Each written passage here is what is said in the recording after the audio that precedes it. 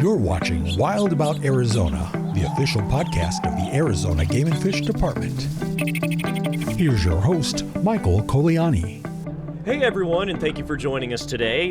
We have a very special edition of our Wild About Arizona podcast today, as we are recording out at our annual Arizona Game and Fish Department Outdoor Expo. So to just jump right into it for everybody, the use of OHVs, or off-highway vehicles like ATVs and side-by-sides, well, the use of them is really exploding here in the Southwest and of course in Arizona. But as the number of people out enjoying themselves on the trails increases, safety becomes a bigger and bigger priority.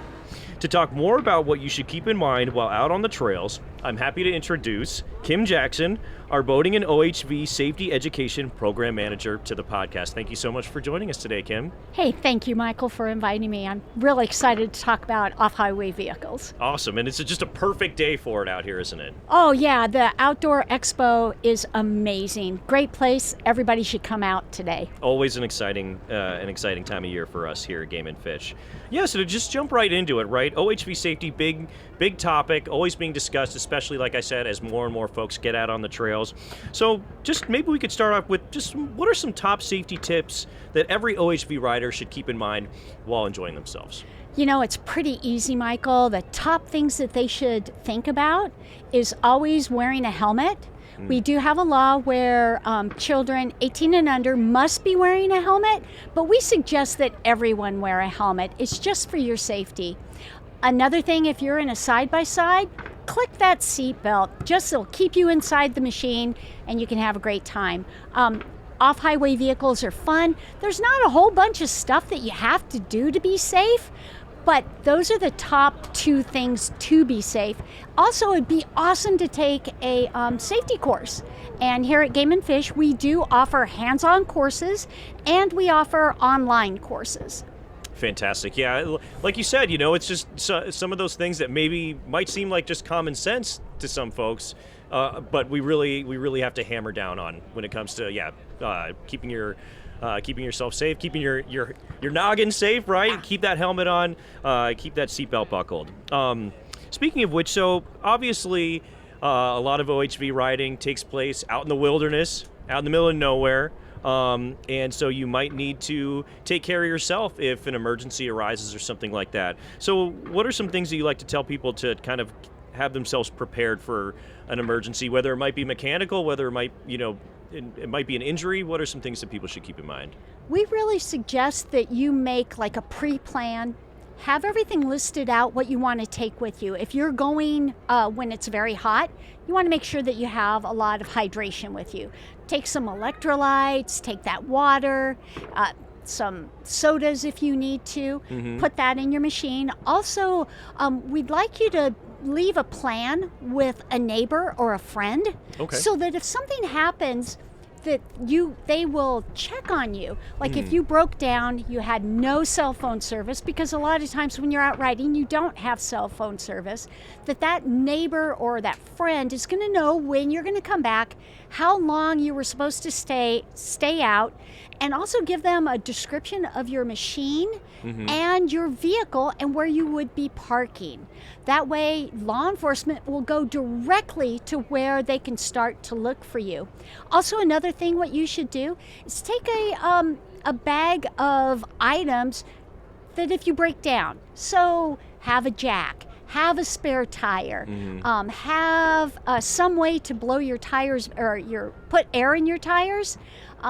Those types of things will really help you out a lot. We've also found if you take duct tape and baling wire, old school, that can help you cruise back to if you break down. So making sure that you have some things to repair your vehicle. Also, people know where you are, and hydration, and always, Michael, food. We all love food, and recreating is all about the food and the hydration, so those are good things to take with you.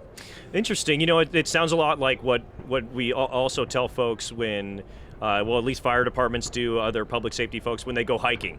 Yeah. Right? A lot of those same principles apply here as well, right? It does. Exact same thing that you hear about hiking, or if you're going to go out skiing in the snow, all those things that you do for that, you should also do for off-highway vehicles. Right. If you're out in the wilderness, let somebody know about it and be prepared. Yes, exactly. Big points. So obviously, a lot of folks, when they're going out and they're enjoying themselves out on these trails, they're not doing it by themselves. It usually maybe involves several machines all in a row, all in a line, working together, having fun. But that also comes with its own challenges, right? When you're kind of in a group. So what do you like to tell folks if they're going to be enjoying it with a big group? If you're riding with a group, what we suggest that you do is you have a person who knows the trail leading. Okay? They don't have to be your most experienced person, but they should know what the trail is. And then the next person should probably be the person that has the least amount of experience driving a machine, so that the guy who's leading you doesn't take off and leave this poor guy in the dust. That way that they know that the person in front can slow down to make sure that his buddy is definitely behind him. Also, you are responsible for the machine behind you. So what you want to do with that is you want to make sure that that machine has their lights on so you can see them. And when I talk about lights, I'm talking about your headlights. Not flashing lights, nothing else, just your headlights so that that person can see it. And I know a lot of people want to drop back because there's a lot of dust. Totally understand that, and that's fine.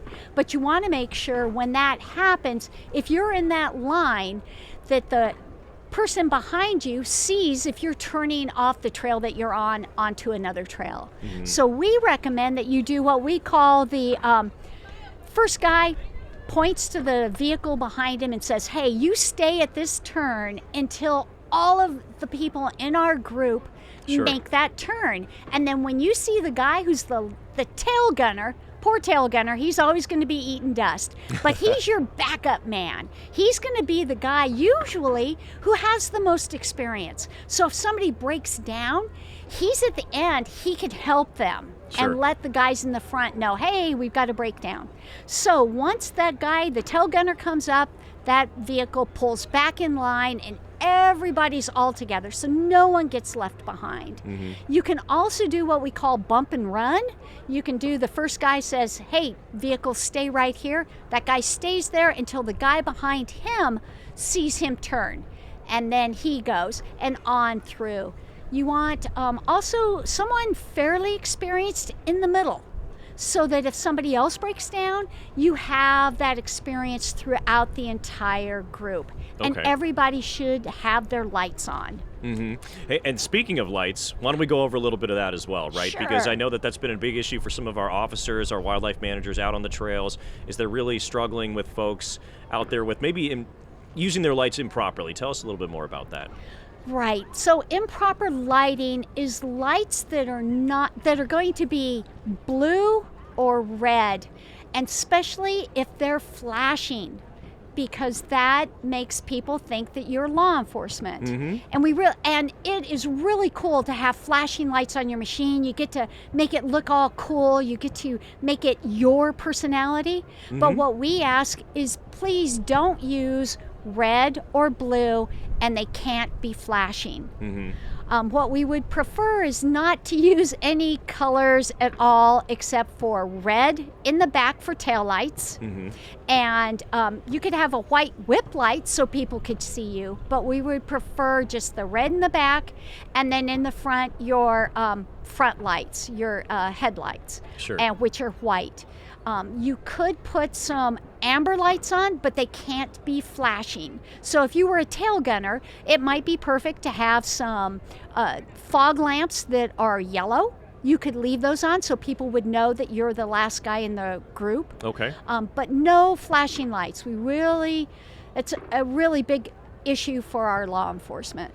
Yeah, actually, just before we jumped on the podcast, right, we were talking with one of our wildlife managers and about how that issue kind of goes even both ways with the lights, where they run into situations where people who aren't law enforcement have those flashing lights, and members of the public think that they are law enforcement and treat them as such. And then also the reverse, where our officers are out there trying to enforce the law and folks aren't pulling over because they just think it's somebody trying to pass them. Exactly, Michael. And that's the problem with the flashing lights. I mean, we want you to be able to make your machine look as cool and personal to you as you can.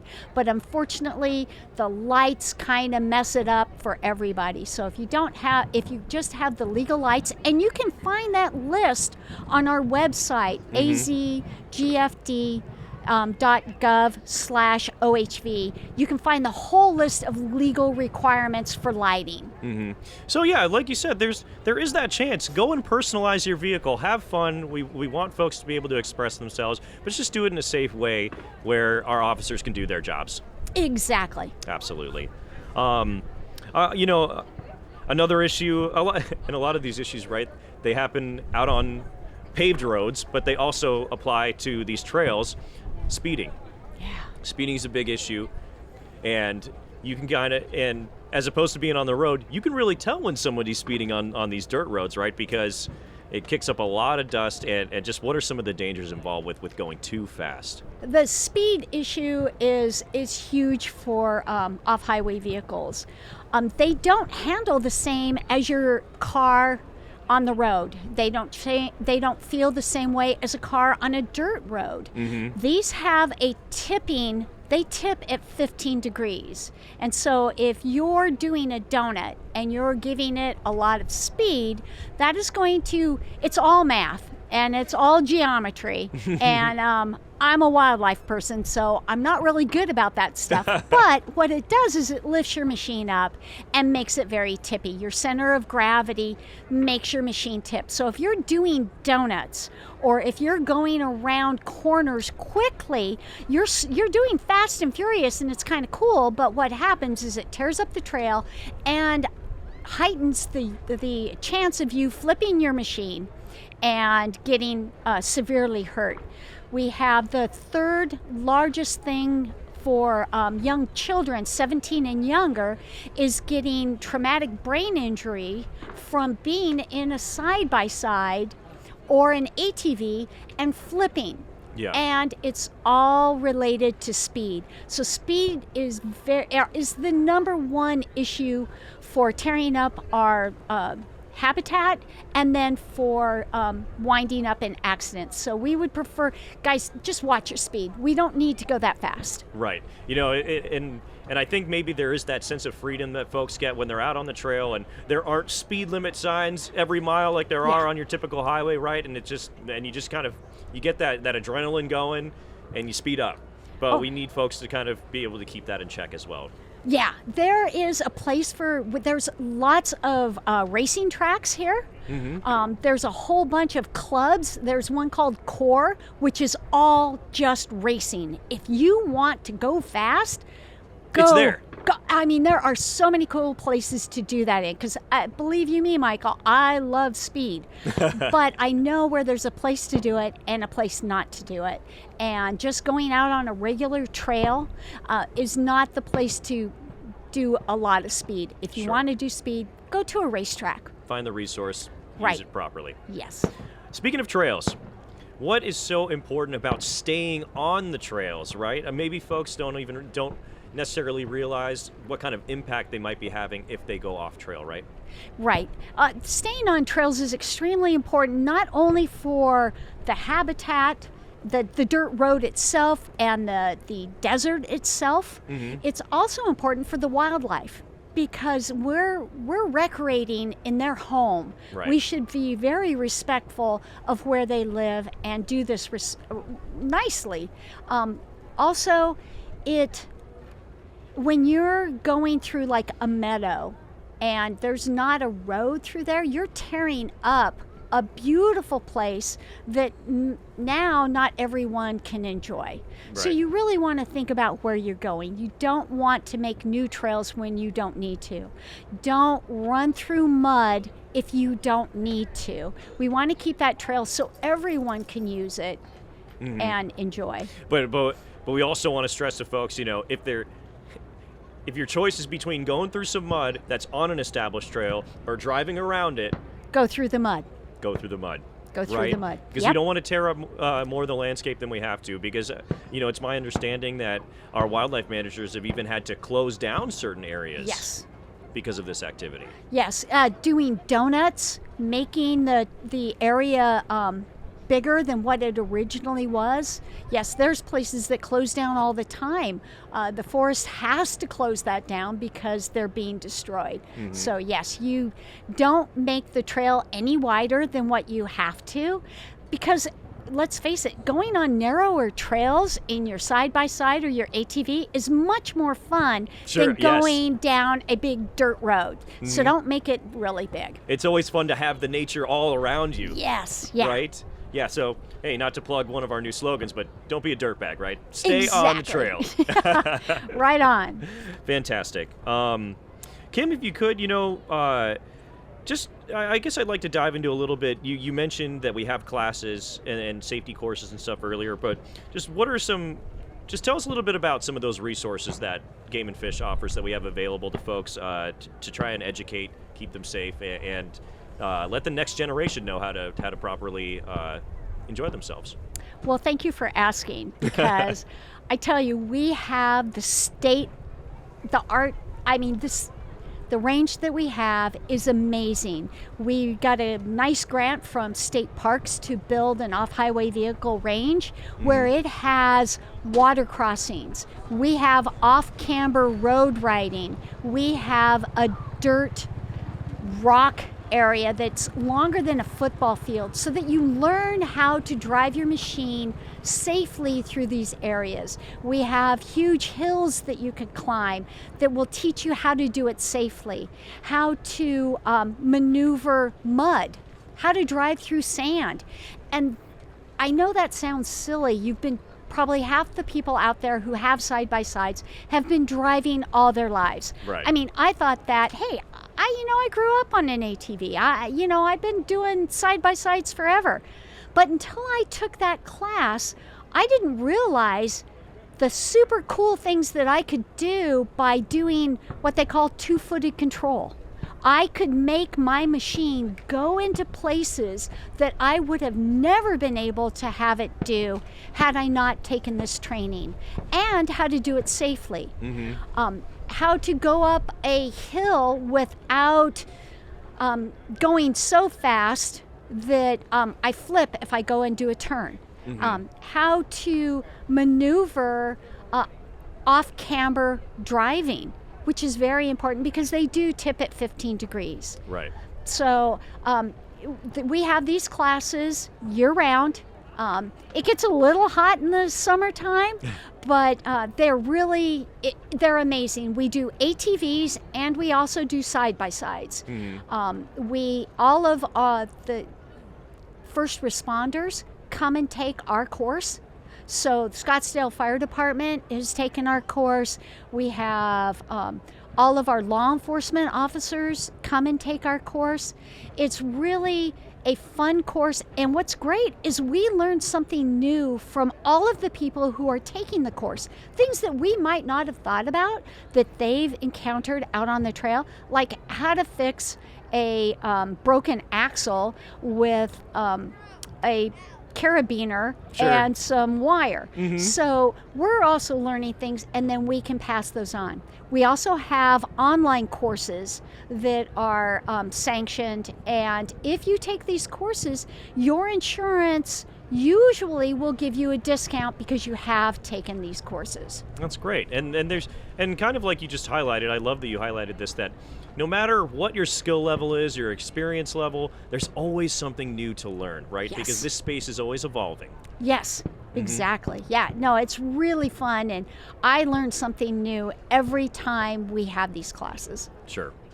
So Kim, we've kind of been talking a lot about safety today, and when I speak to other OHVers and folks who really take this kind of stuff passionately, they tell me that safety hasn't always been the number one priority, but we're trying to change the game, right? And it's kind of comes down to a culture thing within the OHV community. What are your thoughts on that, and how can we kind of change that perception about making sure that safety is always kind of top of mind?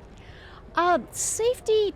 There are a lot of groups out, clubs mainly, that are really embrace safety. There's just a few new people that don't know it yet.